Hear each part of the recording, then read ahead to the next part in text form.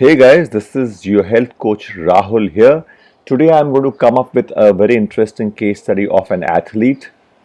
He came to me a few months back with low energy levels, lack of focus, not able to perform at his peak.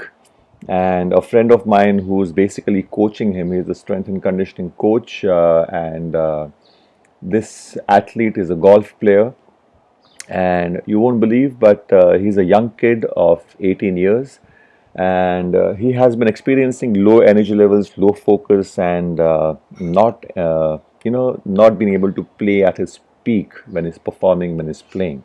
So let's understand his case.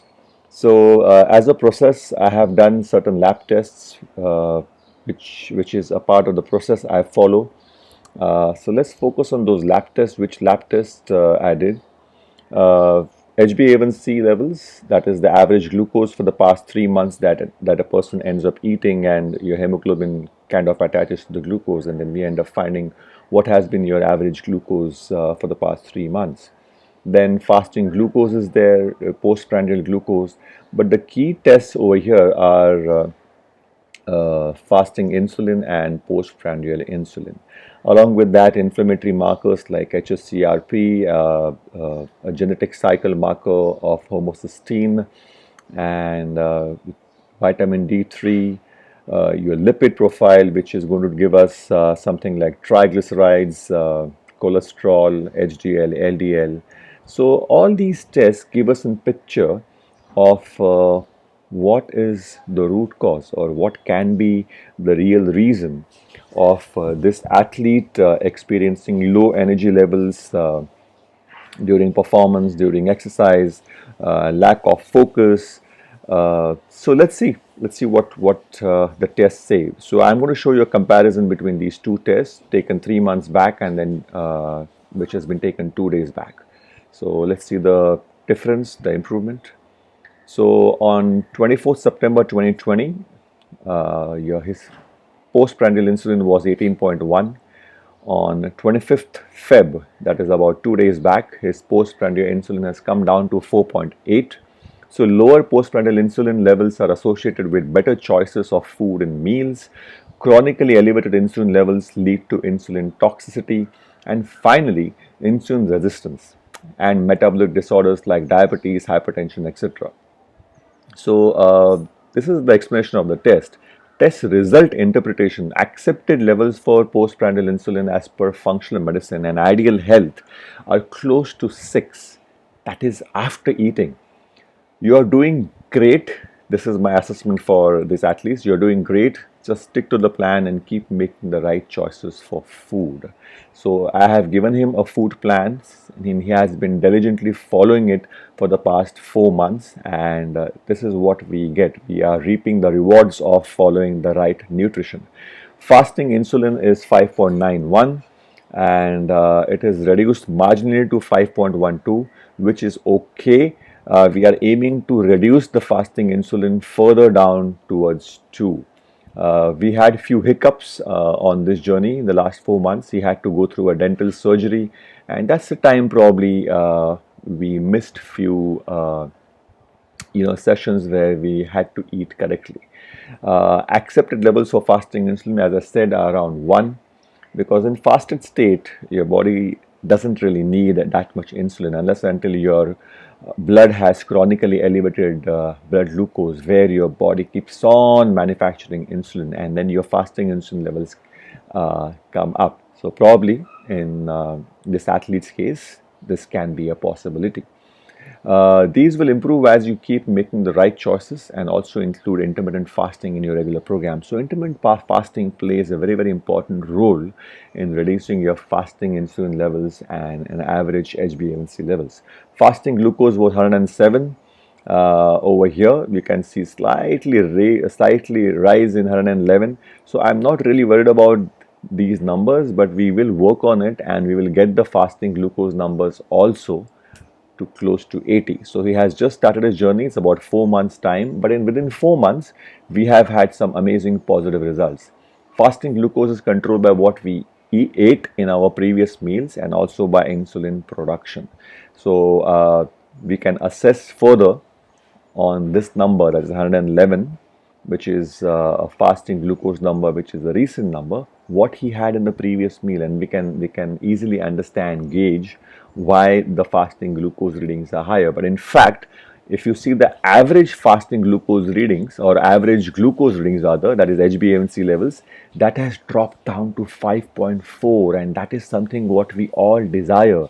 We want maximum our HbA1c levels to be around 5.4. But if you see his earlier readings, those were 5.7. And for an athlete to have HbA1c levels beyond 5.4, who trains, who exercises, and who's young, as young as 18 years, is very, very strange. And this is strange from the point of view of findings, but it is not strange from the point of view of the percentage of athletes or youngsters nowadays present out there whose HbA1c levels are beyond 5.4, in fact beyond 6 or beyond 7. So if we follow certain protocols, certain process in assessing all the youngsters today, there will be a huge population, huge number of youngsters whose HbA1c levels will be beyond 5.4, and they can be declared as diabetic. Yes, remember this.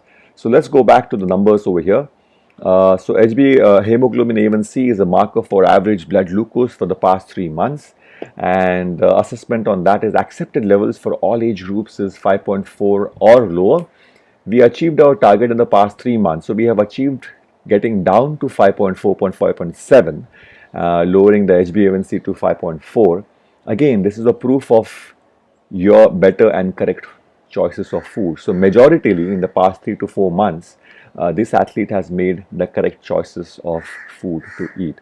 Postprandial glucose above HbA1c, if you see, is 106, which was before, and it is 103. So not much difference in fasting and postprandial glucose, but if we want to see an overall effect of the past 4 months that he has had on his HbA1c levels, that is something what we need to focus on, and that's 5.4.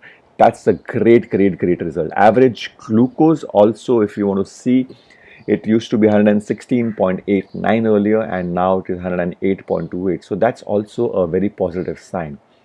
Triglycerides, you can see they were 61 earlier, which have come down to 42. So reduction in triglycerides is always welcome. What is more important over here is that this athlete at the age of 18 also had his good cholesterol, HDL, at 32.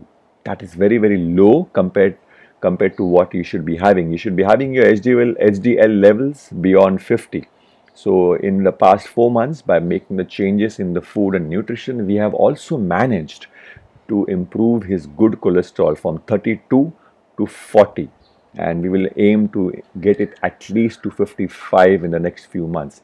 LDL cholesterol is also a good cholesterol, but in the presence of elevated blood glucose, it oxidizes, and then it becomes a smaller and denser particle, and then it can be launched in your arteries, and it can pose a cardiovascular risk. So over here also you can see LDL has increased from 76 to 96, which is not bad considering his average blood glucose has gone down. So the oxidation of LDL is going to be less, and this is something what we desire. We want LDL also to increase along with HDL, provided your blood glucose levels are well within control or expected levels. Other numbers are ApoA1 and ApoB. These are again associated with cardiovascular risk. Increase in ApoA1 is associated with good heart cardiovascular health. So you can see over here ApoA1 has increased from 96 to 108, and that's a positive sign. That's what we are talking about. We are talking about improving markers by eating correct food, by eating correct nutrition. ApoB is associated with decrease in ApoB is associated with good heart and cardiovascular health. Again, you can see from 82 in September, it has come to 69 in February, just 2 days back. So we have improved and helped him improve his heart health in the past 4 months by nothing else, not by taking any medications, but by just changing the food. The ApoB and ApoA ratio also has reduced, which is an acceptable, or which is something that is desired. HSCRP levels are well maintained, so there is no inflammation happening in the body, but homocysteine, which is basically another inflammatory marker, which will also control his energy levels, which will also help him complete the MTHFR cycle, that's a genetic cycle, and improve his master antioxidant, that is glutathione. So for that, I have advised him to take B complex, folate, and NSC for the next few months, and we expect homocysteine also to get into desired numbers. The homocysteine desired numbers are around 7 or 8, and that is something that we all should be aiming for. So his energy levels will be are already good, and they will improve in the next few months. So this is a case study of athlete that I have handled recently in the past 4 months. And if you assess these basic things, if you are going to address any athletes, these are some great numbers to focus on. These are some great markers to address through nutrition, and this is an evidence-based practice. So my genetic nutrition is based on evidence, and it's an evidence-based practice. So what we do is, as a process, we always follow these basics. We always do the lab test, and with nutrition we change it positively. So this is a great case study about a golf athlete as young as 18. He's just 18 years old. Can you believe me? I have another athlete who's 16 years old, and he's a tennis player, and trust me, believe me, even he was having his HbA1c levels beyond 5.4, much higher in fact. I'm awaiting for his results now, and I'll come up with the case study on this younger athlete soon. Cheers, guys. If any queries, you can always email me on mygeneticnutrition@gmail.com, or stay in touch with me on Instagram, that's mygeneticnutrition, or on Facebook, mygeneticnutrition. Cheers.